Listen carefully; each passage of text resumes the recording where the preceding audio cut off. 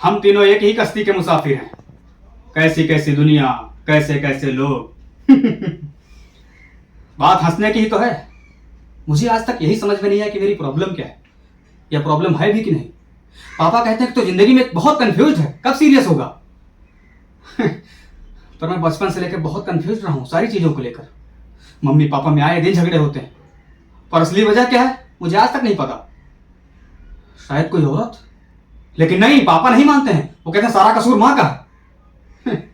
यार दोस्त बोलते हैं एक्टिंग अच्छी करता है, फिर क्या हीरो बनने का भूत सवार हो गया। एक बार वो टीवी पे आया था ऑडिशन वाले एपिसोड में, डांस इंडिया डांस का ऑडिशन दिया, सेलेक्ट नहीं हुआ। कुछ दिनों मेडिकल की तैयारी की तो उसी दौरान नाटकों का चस्का लग गया। शुरू शुरू में तो वहां बहुत अच्छा लगा, पर वहां का सच कुछ और है जो कुछ समय बाद में समझ में आता है।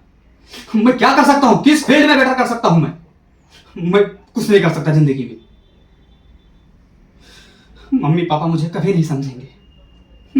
अफसोस, जब इतने दिनों साथ रहने के बाद वो एक दूसरे को नहीं समझ पाए तो मुझे क्या समझेंगे। मेरी जिंदगी में कोई वैल्यू ही नहीं है। एक लड़की थी फरहीन, जो मेरे साथ कॉलेज में पढ़ा करती थी। धीरे धीरे दोस्ती हो गई मुझसे प्यार करने लगी वो, और मुझे भी उससे बेइंतहा मोहब्बत हो गई। मैं शायरियां लिखता था उसके लिए, सब कुछ अच्छा चल रहा था।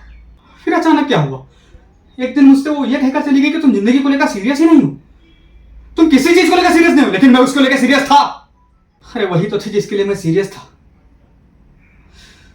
और पता है, जब वो ये सब बोल रही थी तो मैं कुछ नहीं बोला, खामोश रहा। जी में आया उसके पैर पड़ जाऊं, माफी मांगू, बोलूं फरहीन मैं मर जाऊंगा, मुझे छोड़कर मत जाओ। लेकिन मैं कुछ नहीं बोल पाया। सब कुछ खत्म हो गया। आज उसकी शादी थी।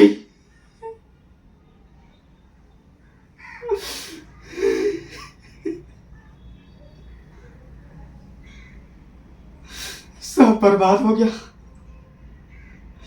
जिंदगी में कभी भी किसी लड़की पे भरोसा मत करना। आग लगा के चली जाएगी जिंदगी में, तुझे समझेगी नहीं बिल्कुल भी। लड़कियां जिंदगी को नहीं समझती भाई। अपने करियर पे फोकस करना, तुम बर्बाद करके रख देगी तुम्हें, तुम्हारे सपनों को, तुम्हारे घर वालों को।